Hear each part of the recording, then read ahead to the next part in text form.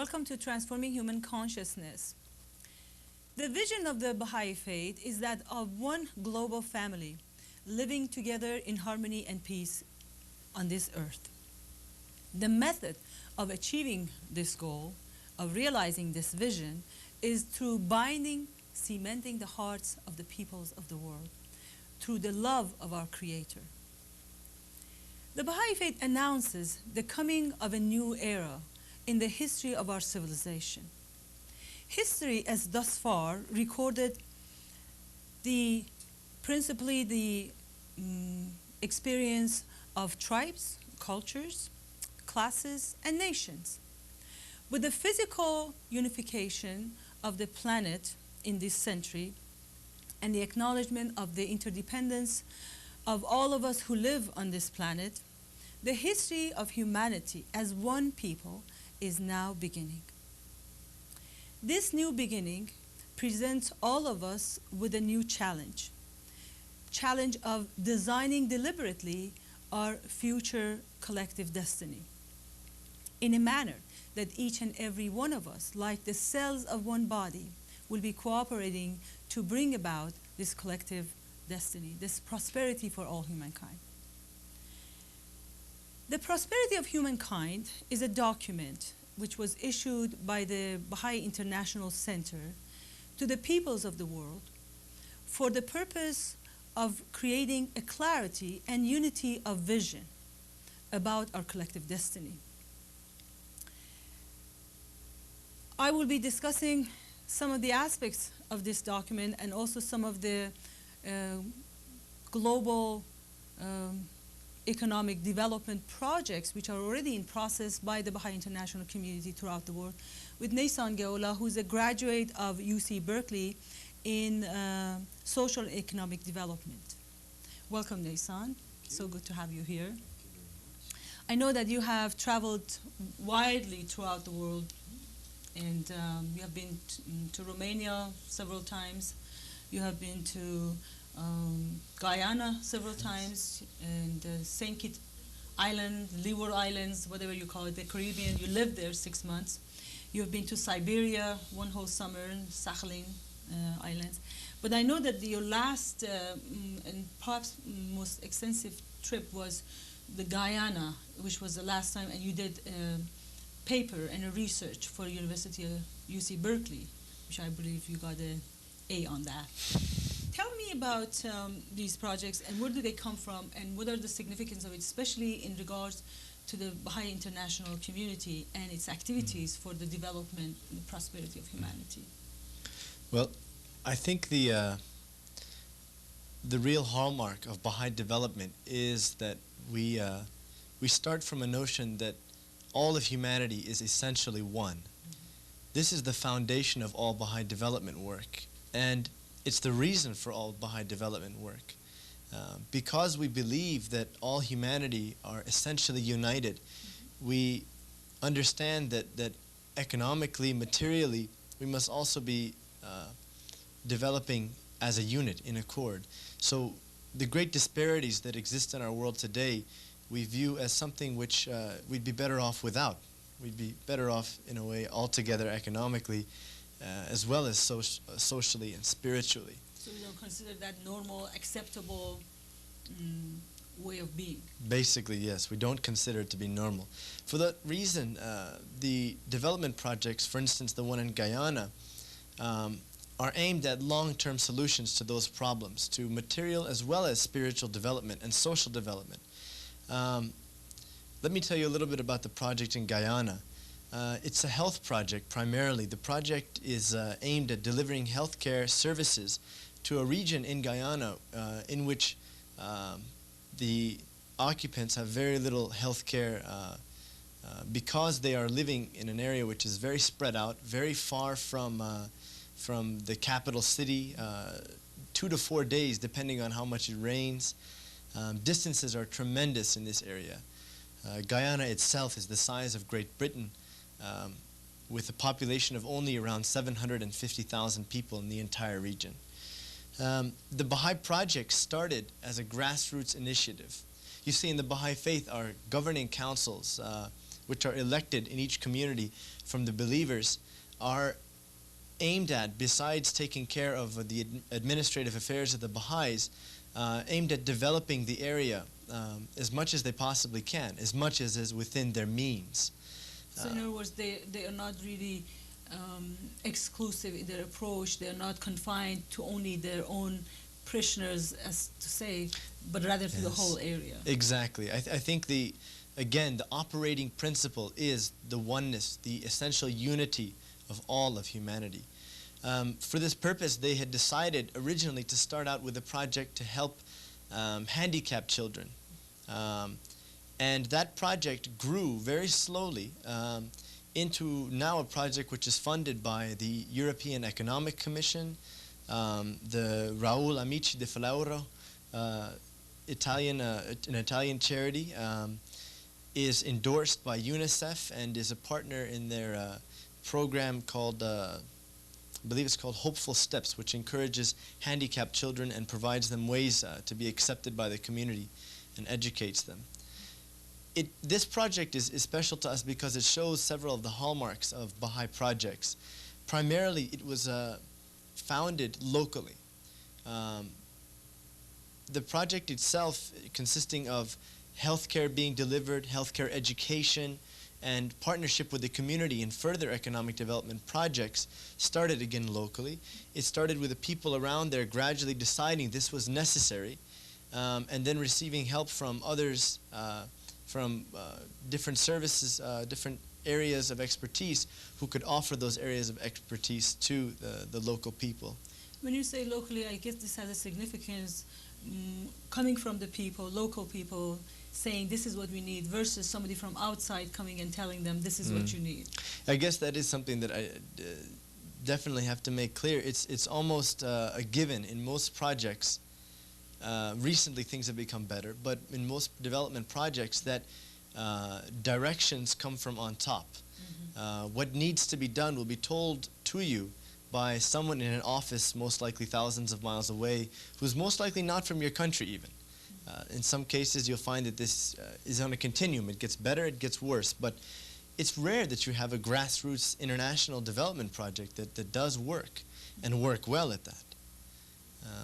So coming from the people who are there locally, diagnosing what the problem is and recommending the remedy is a change of completely style that has been going on in the past. Yes. I think, again, now what happens when you have this process going on is that people are developed. We call it human infrastructure, human potential development. There's 1,000 terms for it, essentially meaning that the participants in that development project gain the benefits of that development project. They learn the skills that are necessary to both sustain the project and enable it to grow further.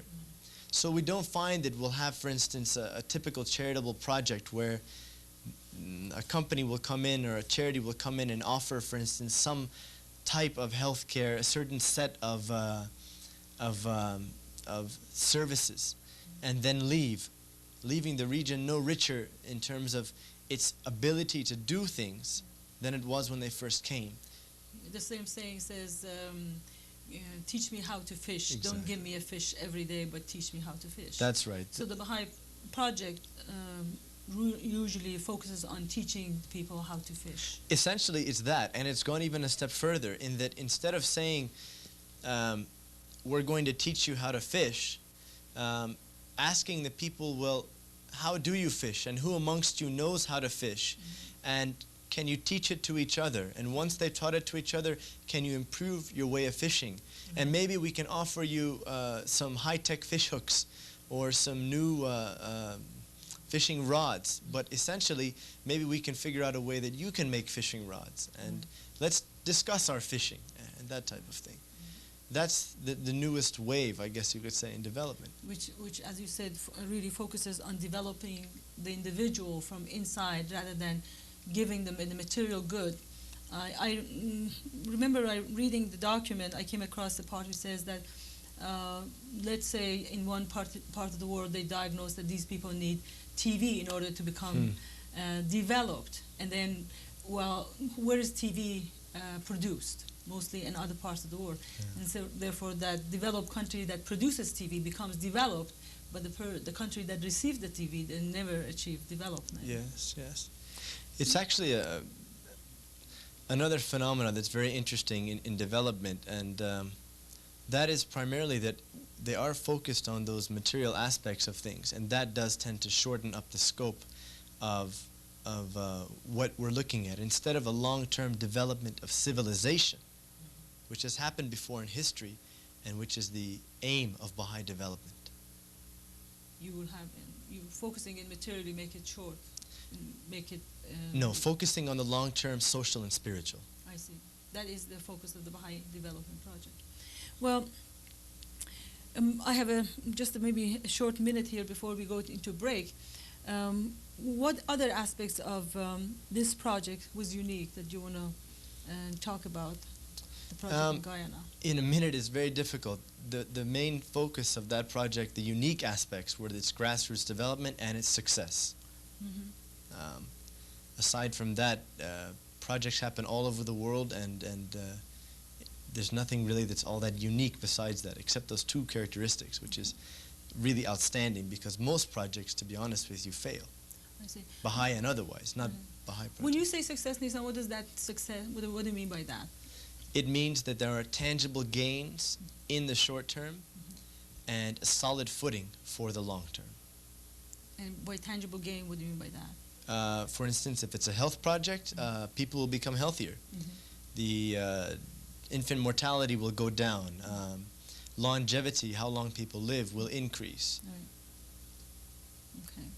Well, when we come back, let's look at some of the other areas and some of the other aspects of these development projects and what is unique about some of the Baha'i projects and perhaps the state of the world as we are dealing with.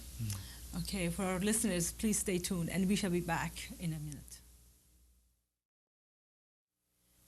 Welcome back to Transforming Human Consciousness. We're going to continue our conversation with Naisan Geula, who is a graduate from UC Berkeley in social and economic development.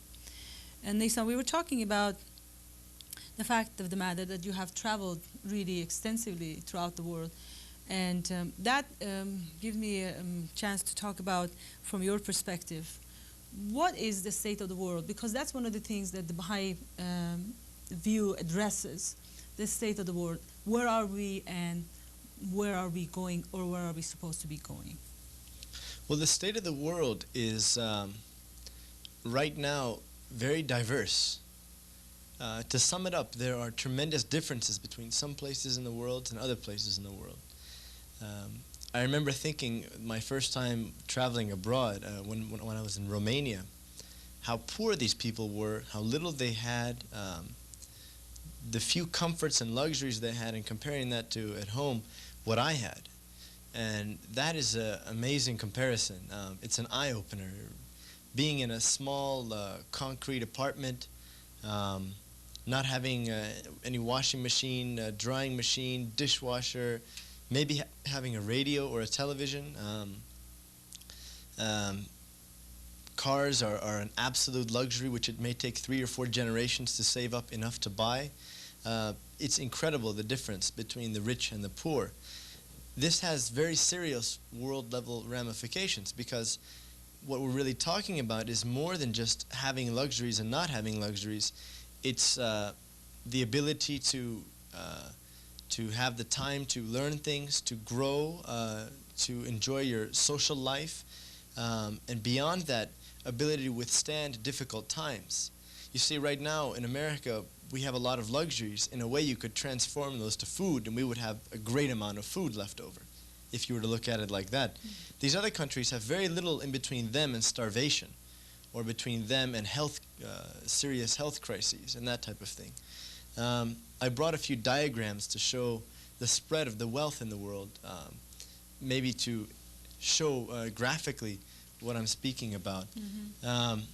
This is from the paper that you wrote? No, this is from the United Nations document put out by the United Nations Development Program entitled Human Development Report. It's an annual, and this one is from the Human Development Report 1992 on the inside cover. it actually details the share of the wealth of the world. Let me put this right up here. Let's see. Each of these 5 areas represents 20% of the world's population. The poorest 20% of the world's population receives this much of its wealth, from here to there. Now the richest 20% gets this huge upper portion. Which is wider too. Well, that's the whole point. The area in here represents the wealth, the area in there represents the wealth. Right. Now this is something that's been growing for a period of years. Let's see if I can show this now. The income disparities, the difference between the level of income of the rich and the poor, has grown solidly from 1960 to the date of this figure, which is 1989. In the beginning, it's 30 to 1. It goes up, and in 1989 reached 59 to 1, almost 60 to 1. That's almost twice the amount of disparity between the richest 20% and the poorest 20% of the people on the face of the earth. It's a tremendous disparity. In part, it results from us getting richer, the developed world getting richer. In part, it also results from the poorest getting poorer, and there being more very poor people on the face of the world. How do we, Naisan, understand this from the Baha'i perspective, especially from the perspective of the document Prosperity of Humankind? How do we make sense of this and remedy? Well, the Prosperity of Humankind provides some principles and some guidelines for how to alleviate these problems. Before we get there, though, I think a little bit of historical understanding is in place, is necessary. In a nutshell, the world goes through successive cycles, processes of expansion technologically, societally, and then, if you will, compression or some sort of disintegration. Currently, we're in an area, a period of time in which technologically we have great advance, but at the same time, societally we're in a state of decay in a lot of places. We don't have the morals that we used to have. This is witnessed by rampant crime waves, the use of drugs and so on, corruption both in government and in civil society. These are symptoms of a lack of morality, a lack of direction in society. This is all happening at the same time when technology, when our material know-how about how to live is increasing very quickly. We found that this happens in the beginning of a period of establishment of civilization. For instance, in the beginning of the growth of Islamic civilization, this was also the case. But with moral solidification of the society, as well as the sustained technological growth, we find that society will advance rapidly, and it will be a more uniform advance, as opposed to the very segmented one we have today, where some people have and some people do not have, and the haves and the have-nots are going to be at each other's throat. So within that spiritual context, you're saying that we are at a juncture similar in some ways at this time in the history of our civilization. So what is the remedy from the Baha'i perspective that is unique, that has not been given, because we're at a different juncture? As we mentioned, that we are not looking at a tribal loyalty or a national loyalty or even cultural loyalty. We're looking at a global loyalty. So what is the process? What is the road? The process itself can be summed up very simply. It's essentially the principle of the unity of humanity, the oneness of humanity. In the past, the same principle was in effect for different time periods. It would have been the unity of the tribe, the unity of the nation state. In a way, it's no different from those principles, except that at this time, it's extended to the entire world. So what we're seeing now is the need for that principle to be exercised in the world. That principle extends to topics such as the education of women, because they are as well a part of humanity. Extends to being rid of a sense of prejudice, because everybody, regardless of the color of your skin, belongs to one race, essentially the human race. It throws out the window the notions of class prejudice, because material concerns have to be secondary to the essential oneness of the human race, the essential unit that we are. That principle pervades every aspect of development work. We discussed earlier about grassroots development. Why is it necessary for grassroots development as opposed to top-down? Can't we just tell people what to do? Well, the problem with that is that telling people what to do assumes that A, you know better than them something, what you're telling them, and B, that they don't have the knowledge or the capability, or they're lacking something that other places have. While it may be true that we have some technology or some knowledge that another person does not have, it is a dangerous notion to assume that they are going to get it from other people telling them what to do, for instance, or from not going through the process that we ourselves have gone through. Not trusting their ability to Basically, learn, yes. and not trust the ability of them to grow. It's that notion of the oneness of humanity which allows people to make an effort in development, which starts to develop the potentials. And without that development of potential, without that spiritual aspect of development of the human being in all the many and varied facets, we run into the problem of, I guess you could say, terminal development, because material development is terminal. It will end. There's only so far that you can go, and with a developed nation telling an underdeveloped nation how to grow, this problem also exists, that eventually they'll equalize, if hopefully they'll equalize, and then again the world would be in a bind, because now we would have run out of energy, for instance. So in this manner, Naisan, when Baha'is travel to different parts of the world in order to help them be instrumental in the development, their mannerism and the way they relate to these people should be different. It's not telling them what to do, but rather than more of a listening, or more of a participating, more of a sharing. I remember you shared a story about Dr. Neuman and you guys being in Guyana. Do you remember the story?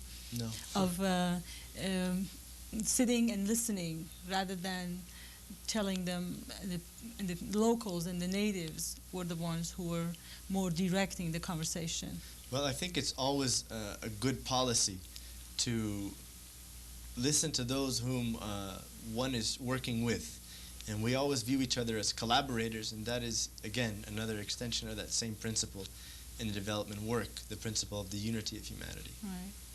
Well, I really appreciate, Naisan, you coming and sharing some of your know-how and insights and stories, and hopefully all of us all over the planet will commit ourselves to bringing about a community, a society that is all prosperous. So again, I invite our audience to look up this document, which is a fascinating document called Prosperity of Humankind, issued by the Baha'i International Center to the peoples of the world. You can reach us for a free copy of this document through P.O. Box 686, Claremont, California 91711, or by the phone number 626-2569-909, area code the Baha'i Faith. For Transforming Human Consciousness, I thank you very much. See you next time.